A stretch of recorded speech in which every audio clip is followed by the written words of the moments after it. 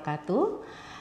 Selamat pagi, salam sejahtera bagi kita semua. Om Swastiastu, Namo Buddhaya, salam kebajikan, salam pro prestasi. Perkenalkan, nama saya Rizky Stianingsih. Saya merupakan dosen tetap di Politeknik Transportasi Darat Indonesia STTD yang bertempat di Cibitung, Bekasi, Jawa Barat. Saat ini saya ditugaskan sebagai dosen di program studi Diploma 4 Transportasi Darat. Pada kesempatan hari ini saya akan menyampaikan tentang pernyataan diri dosen sebagai unjuk kerja Tridharma Perguruan Tinggi di bidang pengajaran. Saya sebagai dosen di program studi Diploma 4 Transportasi Darat mengampu mata kuliah Manajemen Keselamatan. Pada kesempatan kali ini, saya akan menyampaikan proses pembelajaran salah satu mata kuliah yang saya ampu di semester genap, yaitu Manajemen Keselamatan. Mata kuliah ini merupakan mata kuliah wajib yang ditempuh pada semester 6 atau genap dengan bobot 3 SKS, di mana yang terdiri dari 1 SKS teori dan 2 SKS praktek. Pada mata kuliah ini dilaksanakan secara kolaboratif oleh 3 dosen pengampu yang masing-masing memiliki keahlian dan pengalaman di bidang keselamatan transportasi jalan, ASEDP, dan perkeretaapian. Pembagian peran antar dosen dilakukan secara proporsional dan terintegrasi guna memberikan pemahaman yang mendalam dan menyeluruh bagi mahasiswa. Dengan pendekatan tim teaching ini, diharapkan mahasiswa mendapatkan pemahaman lintas moda secara komprehensif dan mampu melihat keterkaitan antara keselamatan transportasi jalan, ASDP, dan perkeretaapian sebagai salah satu sistem yang saling terintegrasi. Mata kuliah ini bertujuan untuk memberikan pemahaman terkait dengan manajemen keselamatan, baik dalam ASDP, jalan maupun kereta api. Adapun capaian pembelajaran pada materi perkuliahan manajemen keselamatan yang pertama yaitu mahasiswa diharapkan mampu memahami dan mengetahui konsep, regulasi, serta manajemen dan sistem keselamatan transportasi pada 3 moda utama, yaitu moda jalan, ASDP, dan perkeretaapian. Yang kedua, mahasiswa mampu mengetahui faktor-faktor penyebab terjadinya kecelakaan, menyusun program peningkatan keselamatan berbasis pendekatan sistem, serta mengevaluasi efektivitas terhadap strategi keselamatan. Dan yang ketiga, mahasiswa juga dibentuk untuk memiliki sikap profesional dan tanggung jawab dalam mendukung budaya keselamatan transportasi. Mata kuliah ini dilaksanakan sebanyak 14 pertemuan ditambah dengan 2 pertemuan untuk UTS dan UAS. Dari 14 pertemuan terdiri dari 5 pertemuan manajemen keselamatan jalan, 5 pertemuan manajemen keselamatan ASDP, dan 4 pertemuan manajemen keselamatan kereta api. 5 materi yang akan disampaikan pada mata kuliah manajemen keselamatan jalan yaitu yang terdiri dari 1, yaitu penyampaian silabi dan penjelasan manajemen keselamatan jalan. Yang kedua, penyampaian sistem manajemen keselamatan jalan. Yang ketiga, manajemen kecepatan. Dan yang keempat adalah penyampaian manajemen kecepatan yang berfokus pada traffic calming. Dan yang kelima adalah penyampaian materi terkait kampanye keselamatan. Adapun referensi yang saya gunakan, yang pertama adalah Jalan Berkeselamatan Modul 10 tahun 2016, kemudian Peraturan Pemerintah Nomor 37 tahun 2017 tentang keselamatan lalu lintas dan angkutan jalan. Kemudian yang ketiga adalah Peraturan Presiden Nomor 1 tahun 2022 tentang Rencana Umum Nasional Keselamatan Lalu Lintas dan Angkutan Jalan. Yang keempat, Rekayasa Keselamatan Jalan, Panduan Teknis 2 Manajemen Hazard Sisi Jalan. Serta yang kelima adalah Manajemen Kecepatan, Manual Keselamatan Jalan untuk Pengambilan Keputusan Global Road Safety Partnership 2008. Metode pembelajaran dilakukan secara kombinasi, yaitu meliputi ceramah interaktif, studi kasus, kemudian diskusi kelompok, kemudian tugas proyek akhir di mana mahasiswa tidak hanya dibekali teori tetapi juga dilatih menganalisis permasalahan yang nyata dan menyusun solusi strategis dalam bentuk program keselamatan. Bobot penilaian mata kuliah yang pada manajemen keselamatan jalan yaitu 40% UTS, 40% UAS dan 20% tugas. Dengan total keseluruhan nilai adalah 100%. Nilai tersebut saya sampaikan pada sistem informasi akademik PTDI STTD, dan apabila ada terdapat taruna yang atau mahasiswa atau mahasiswi yang masih di bawah standar lulus, maka akan dilakukan remedial atau ujian ulang sesuai dengan waktu yang sudah direncanakan oleh bagian akademik di PTDI STTD. Berikut saya sertakan video pembelajaran mata kuliah manajemen keselamatan pada pertemuan kedua dengan tema sistem manajemen keselamatan jalan. Belum siap, gerak.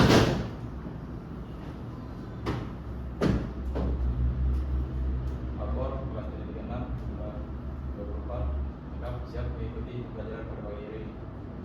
Lanjutkan.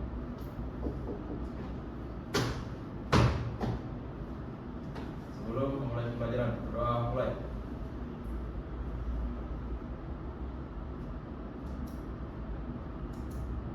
Selesai. Setelah tepat, gerak. Selamat pagi. Selamat pagi. Baik, terima kasih ketua kelas dan menyiapkan pada pertemuan pagi hari ini. Mengucapkan Assalamualaikum warahmatullahi wabarakatuh. Waalaikumsalam. Selamat pagi. Pagi. Kurang kencang. Selamat pagi. Pagi. Nah, biar semangat kita ya belajar pada pagi hari ini. Oke, teman-teman semuanya, kita pada pagi hari ini masuk ke pertemuan kedua, ya, di mana pertemuan kedua ini kita akan membahas terkait sistem manajemen keselamatan jalan. Yang sebelumnya kita sudah membahas terkait manajemen keselamatan, ya.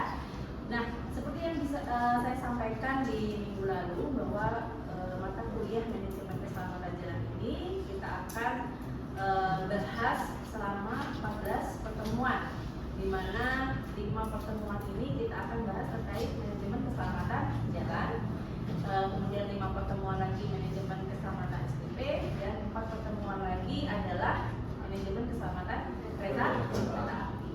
Nah, untuk manajemen keselamatan jalan saya yang mengaku, yang ke SDP dan ke kereta api nanti akan diampu oleh dosen yang lain. Bu siapa yang SDP? Pak Musa sama Bu Dada, ya, ada dosen kereta api dan SDP yang nanti akan menyampaikan di sektor SDP dan sektor kereta api untuk jalan kali ini dengan saya, ya. Oke, nah teman-teman perlu ketahui bahwa nanti pada saat sama seperti yang saya sampaikan di minggu lalu, ada kita materi keselamatan jalan dibagi menjadi 5 pertemuan. Ya, yang pertama kemarin sudah ada manajemen keselamatan. Yang kedua kita akan bahas hari ini sistem manajemen. Yang ketiga adalah manajemen kecepatan. Yang keempat adalah manajemen kecepatan, tetapi kita akan fokus ke traffic calming.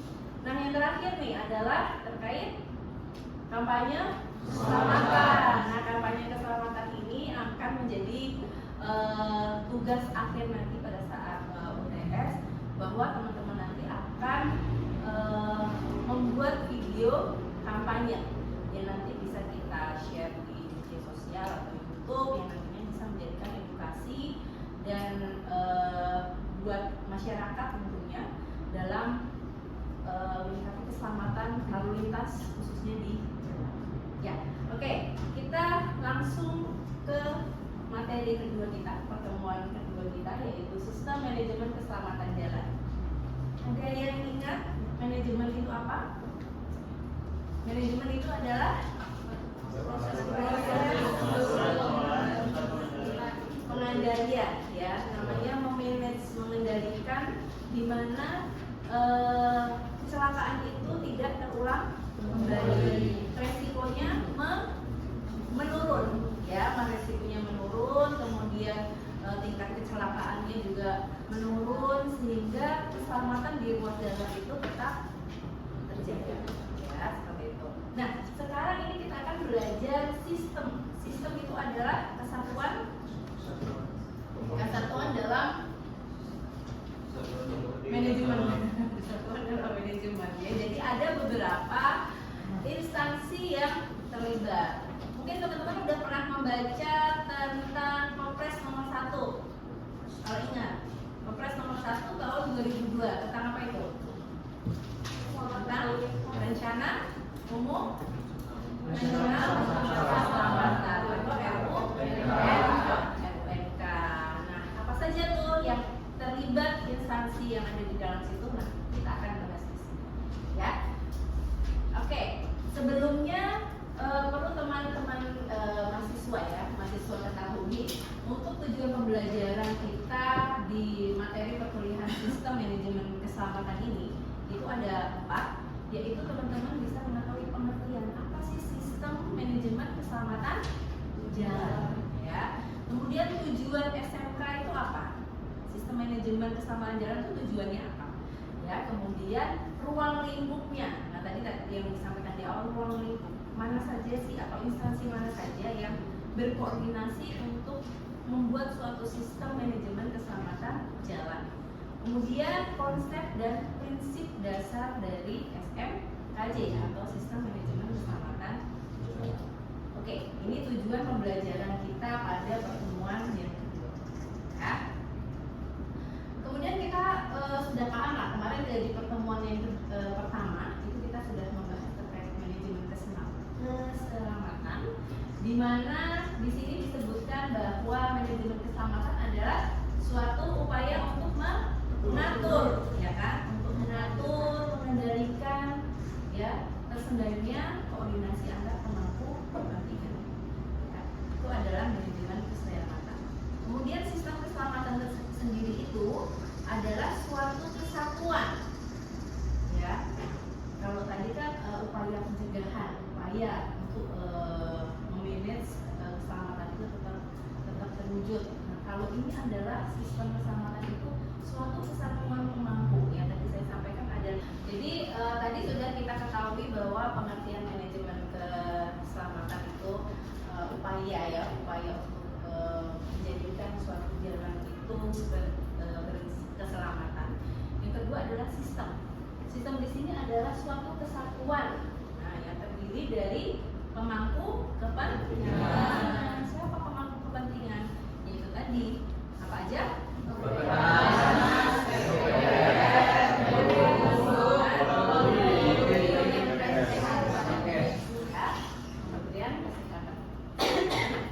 Nah, di sini disebutkan juga bahwa dari 5 instansi tersebut menjamin keberlanjutan, ya, menjamin keberlanjutan pengembangan dan perencanaan strategi, ya, seperti itu. Nah, makanya jika digabungkan sistem manajemen keselamatan itu adalah suatu proses yang komprehensif atau terkoordinasi. Nah, kira-kira teman-teman nih, kalau dilihat dari Bappenas, kemudian dari instansi Bappenas, PUPR, Kementerian Perhubungan, kemudian Polri dan Kemenkes, gimana menurut teman-teman hubungan mereka, koordinasi mereka seperti apa? Sudah bagus ya untuk kondisi sekarang seperti itu? Belum. Kenapa? Belum. Karena Masih berjalan sendiri-sendiri. Koordinasinya masih kurang ya, perlu ditingkatkan. Kalau dibilang kurang, sudah ada program-program yang mereka laksanakan, cuman hanya perlu ditingkatkan, ya. Oke, seperti itu.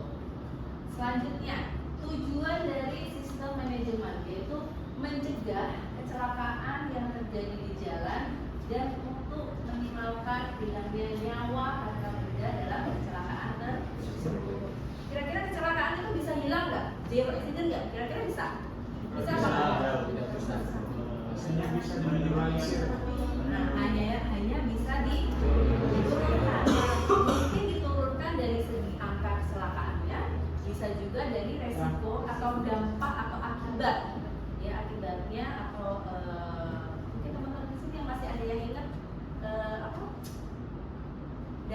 dari korban itu apa saja?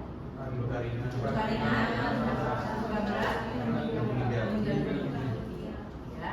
Itu data-data itu biasanya kita dapatkan di kepolisian, bisa juga di rumah sakit. Makanya mereka berkoordinasi sebaik mungkin untuk mendapatkan tadi bisa menjalankan suatu sistem manajemen keselamatan jalan.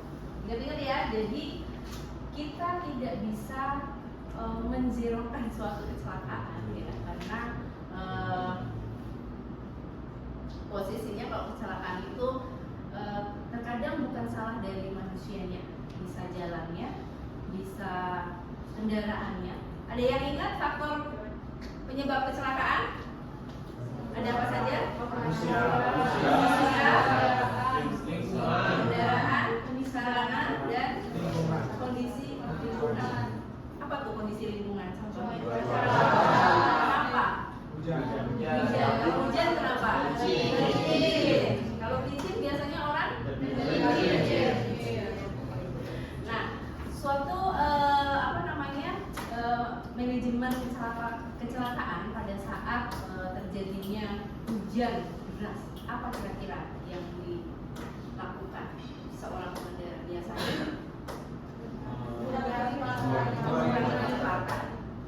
Menyalakan lampu, ya kan? Kalau di tol gitu ya, teman-teman sering lihat di situ ada kelihatan pada saat jarak pandang kita terhalang karena hujan deras, itu pasti kendaraan biasanya menyalakan lampu untuk memberikan tanda bahwa jarak amannya itu sepanjang berapa meter. Ya, oke, teman mahasiswa semuanya sudah tahu apa pengertiannya, kemudian tujuan pembelajaran ini apa, kemudian tujuan dari sistem manajemen keselamatan ini juga apa. Nah, kita lanjutkan lagi dasar hukumnya. Kalau nggak tahu dasar hukumnya susah nanti belajarnya ya. Jadi harus teman-teman baca dasar hukum terkait sistem manajemen keselamatan. Bisa dilihat ada Undang-Undang Nomor 22 Tahun 2009, itu undang-undang kita harus bukan hafal ya, memahami dan sering membaca terkait dasar hukum ini. Kemudian Undang-Undang Nomor 2 Tahun 2022 tentang jalan, ya. Kemudian Nomor 37 Tahun 2017 tentang keselamatan lalu lintas dan angkutan jalan. Dan yang terakhir yang paling penting adalah Perpres Nomor 1 Tahun 2022. Di situ dijelaskan adalah Rencana Umum Nasional Keselamatan yang melibatkan 5 instansi tadi, yaitu Bappenas, PPWR, Kementerian Perhubungan, Kepolisian, dan kalau Kemenkes itu tugasnya apa sih? Penanganan korban pasca kecelakaan, ditambah dia menyediakan fasilitas untuk lokasi seperti klinik gitu kan, khusus di beberapa lokasi yang memang ditentukan di situ daerah rawan kecelakaan. Kalau daerah rawan kecelakaan itu nyebutnya apa? Nama lain? Black spot. Kalau jalan? Blacklist. Kalau area? Jadi teman-teman harus paham ya antara blacklist, black spot, Oke, kita masuk ke ruang lingkup ya, jadi yang ketiga tadi. Ruang lingkup sistem manajemen keselamatan jalan. Di sini ada 5 pilar, yaitu sistem yang berkeselamatan, instansinya yang bertanggung jawab adalah Bappenas. Kemudian jalan yang berkeselamatan, yang bertanggung jawab adalah PUPR. Kemudian kendaraan yang berkeselamatan adalah Kemenhub. Kemenhub itu siapa sih Kemenhub? Kita lah ya. Kita bertanggung jawab, ikut bertanggung jawab. Makanya teman-teman di sini pada saat nanti lulus harus punya kebijakan-kebijakan atau saran-saran untuk membentuk suatu sistem manajemen keselamatan yang lebih baik lagi. Kementerian, masing-masing kementerian baik itu Bappenas, kemudian tadi ada 4 ya, itu semuanya harus diperkuat nih, nomor 3, penyempurnaan kebijakan dan regulasi. Kalau ini yang Bappenas terkait sistemnya, kalau yang PUPR terkait jalannya, kemudian Kementerian Kendaraan, Kepolisian terkait pengguna jalannya, dan yang Kementerian Kesehatan terkait pasca. Ya, ini adalah kira-kira nanti bisa dibaca mulai dari penyusunan, penetapan, dan pemberian bimbingan RAK, ya, aksi keselamatan lalu lintas angkutan jalan, penguatan koordinasi, ya, kemudian penyempurnaan tadi sudah dijelaskan, kemudian pengembangan sistem manajemen lalu lintas, penguatan kemitraan, ya, penguatan kemitraan tadi saling koordinasi antar 5 instansi yang terkait dalam sistem manajemen keselamatan. Kemudian skema pendanaan, nah itu ada di bagian Bappenas, ya. Kemudian penyelenggaraan, monitoring, dan evaluasi. Kemudian kita lanjut ke jalan yang berkeselamatan. Kalau jalan berkeselamatan itu apa yang perlu diperhatikan?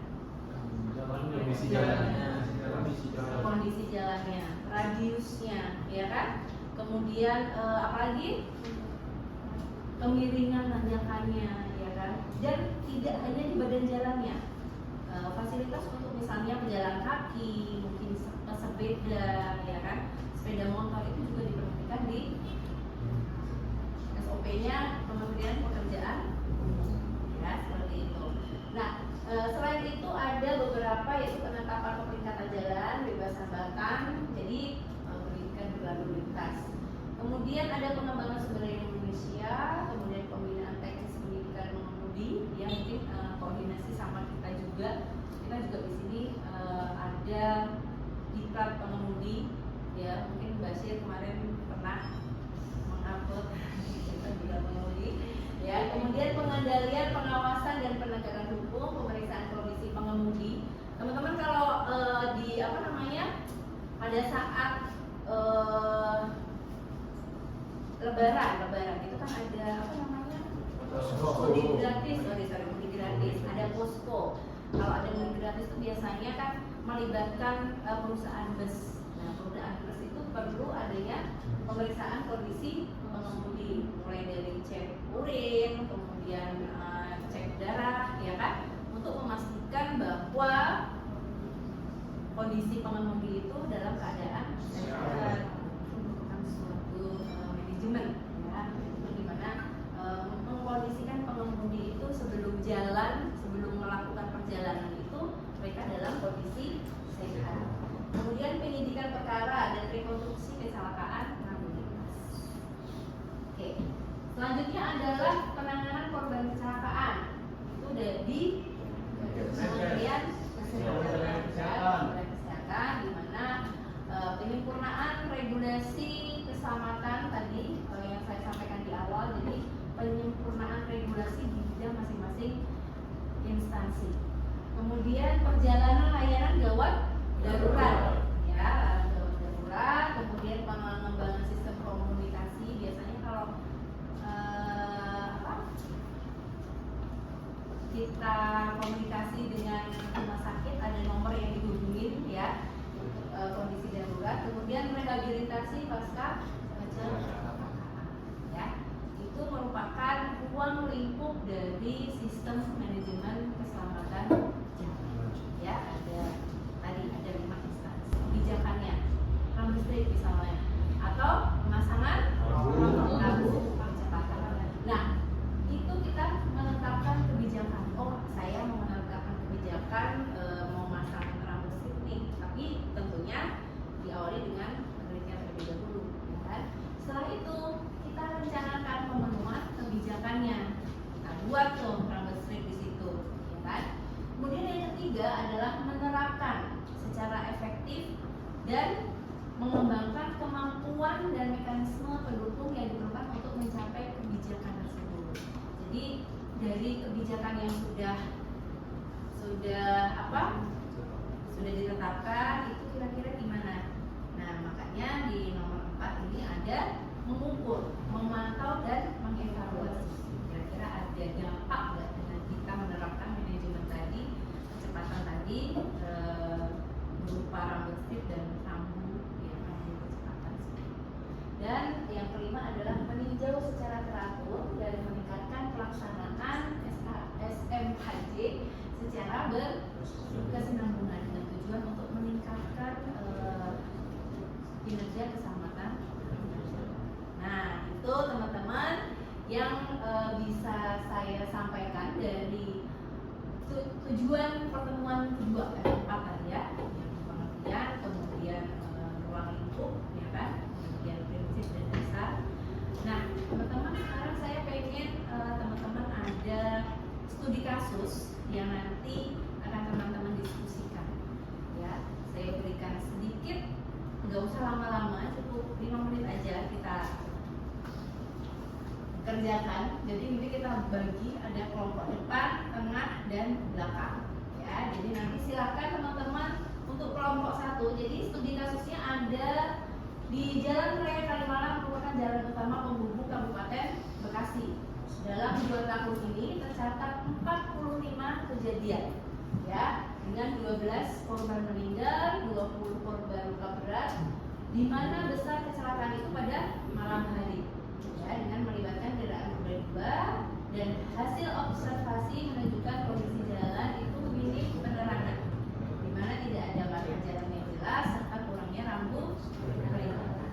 Nah, untuk kelompok 1, tolong identifikasi faktor-faktor risiko yang menyebabkan tingginya angka kecelakaan. Yang kelompok 2, jika Anda sebagai tim analisis keselamatan jalan, langkah apa atau rekomendasi apa yang perlu Anda berikan dalam sistem manajemen keselamatan jalan. Kemudian yang ketiga adalah sebutkan pilar SMKJ, sistem manajemen keselamatan yang relevan untuk mengatasi kasus. Nah, 5 menit aja, nanti 5 menit kita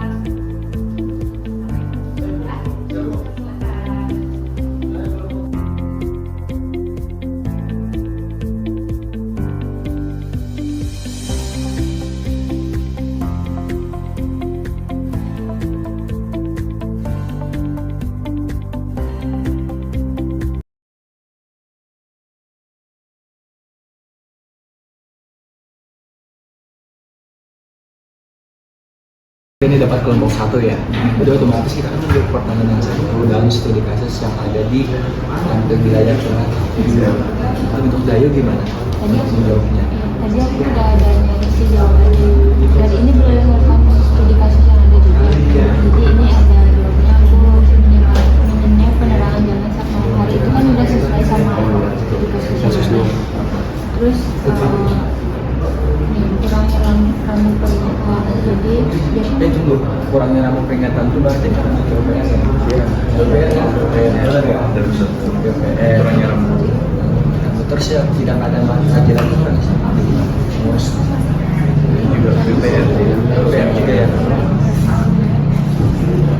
Ini penerangan, tidak ada marka dan kurangnya rambu juga DPR sih. Iya, betul. Dayu, bahas kencangnya. baik, waktu kita sudah 5 menit. Mungkin teman-teman sudah ada jawaban terkait studi kasus di Kalimalang, ya, di Kalimalang, ya. Ada 45 itu kan. Mungkin dari kelompok yang mana, depan, tengah, atau belakang dulu? Depan. Ladies first ya. Ibu, sebelumnya izin memperkenalkan diri, nama saya India Ida Yunita. Saya dari mewakili kelompok 1 akan menjawab pertanyaan mengenai. Diperkenalkan dulu dong kelompok satu. Di baris tengah. Di sini kelompok saya ada Muhammad Bashir, Harman Alef, dan Muhammad Mustafa. Baik, selanjutnya saya akan menjawab mengenai pertanyaan identifikasi faktor-faktor risiko yang menyebabkan tingginya angka kecelakaan di jalan raya. Menurut studi kasus yang ada, faktor-faktor tersebut diakibatkan oleh minimnya penerangan jalan saat malam hari, di mana faktor tersebut mengakibatkan pengendara yang melewati jalan tersebut jarak pandangnya tentunya sangat terbatas karena hanya mengandalkan lampu yang ada pada kendaraannya. Selanjutnya tidak adanya marka jalan yang membatasi jalur lalu lintas.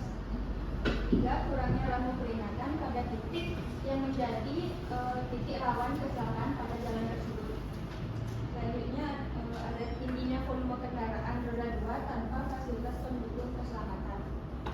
Selanjutnya yang terakhir ada tidak adanya pemisahan jalur untuk kendaraan lambat dan kereta panas, biasanya seperti jalan besar bypass atau sebagainya itu ada menyediakan seperti jalur khususnya sehingga dapat meminimalkan risiko. Terima kasih. Kita cukup.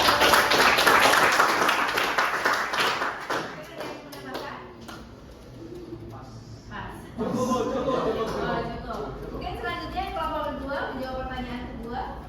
Silakan. Oke, silakan. Perkenalan dulu. Ya, dari kelompok 2, perkenalkan nama saya Febrian Santuri. Kami dari kelompok 2 yaitu kelompok yang tengah. Ya. Nah, ingin menjawab pertanyaan yang nomor 2 berdasarkan studi kasus.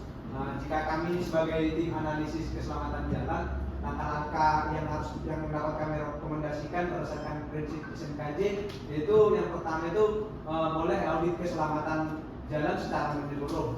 Kemudian bisa juga pemasangan lampu penerangan jalan umum dan jika memang diperlukan di daerah titik-titik rawan, dan juga pemasangan pengecetan ulang marka jalan dan juga pembuatan jalur khusus kendaraan bermotor maupun sepeda.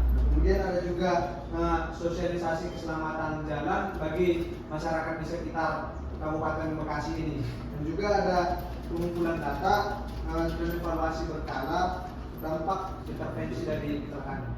Oke, cukup gitu. Oke. Jadi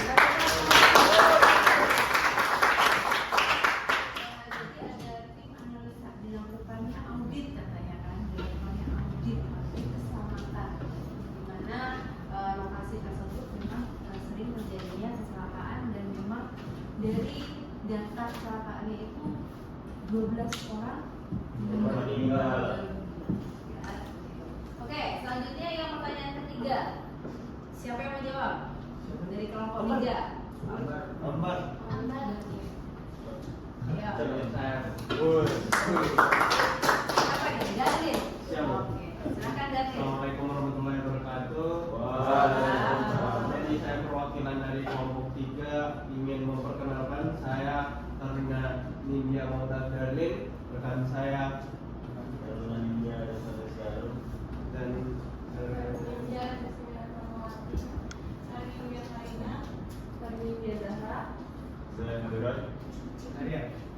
Lengkap ini kalau kelompok 3 ya, dikenalin semua. Ya, silakan.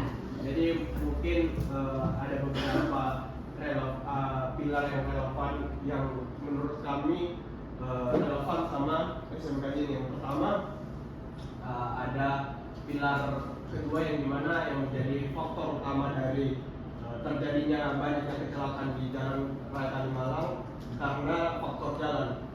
Dapat dilihat di situ karena kurangnya minimnya penerangan, tidak ada marka yang jelas, dan juga kurangnya lampu peringatan menjadi salah satu faktor utama penyebab kecelakaan. Yang selanjutnya mungkin pilar keempat yang dimana perilaku pengguna jalan yang berkeselamatan, dimana kurangnya edukasi pengguna jalan dapat juga meningkatkan kejadian kecelakaan.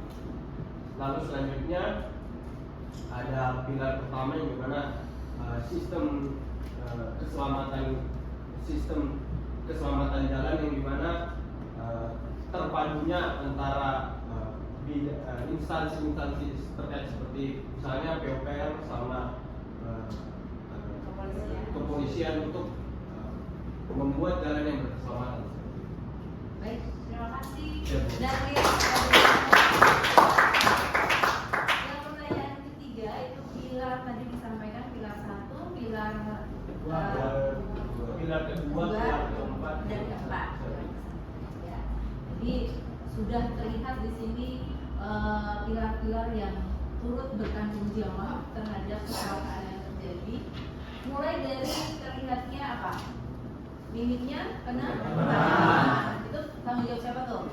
PUPR. Ya, tidak adanya marka sama ya, lampu peringatan PUPR. Nah, perilakunya itu adalah tanggung tanggung jawab si Kepolisian. kepolisian, bagaimana nanti digabung, dikoordinasikan oleh suatu sistem keselamatan jalan. Ya, itu teman-teman, terima kasih sudah menyampaikan pembahasan terkait studi kasus yang kita bahas hari ini. Semoga apa yang dipelajari pada pertemuan hari ini menjadikan manfaat, menjadikan ilmu teman-teman semua. Ya. Amin. Next, untuk pembelajaran berikutnya adalah terkait manajemen kecepatan. Ya, kita akan minggu depan dan saya ucapkan terima kasih. Mohon maaf apabila ada kekurangan dalam penyampaian materi pada hari ini. Saya kasih. Wassalamualaikum warahmatullahi wabarakatuh. Waalaikumsalam. Ibu, izin rekan-rekan seluruhnya duduk siap, gerak. Pembelajaran telah dilaksanakan, laporan selesai. Bukan. Bubarkan.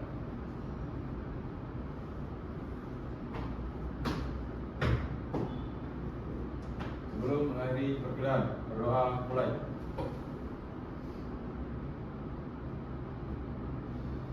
Selesai. Salam di tempat, gerak. Terima kasih. Demikian video pembelajaran yang saya sampaikan, semoga bermanfaat. Saya ucapkan terima kasih. Wassalamualaikum warahmatullahi wabarakatuh. Salam pro prestasi.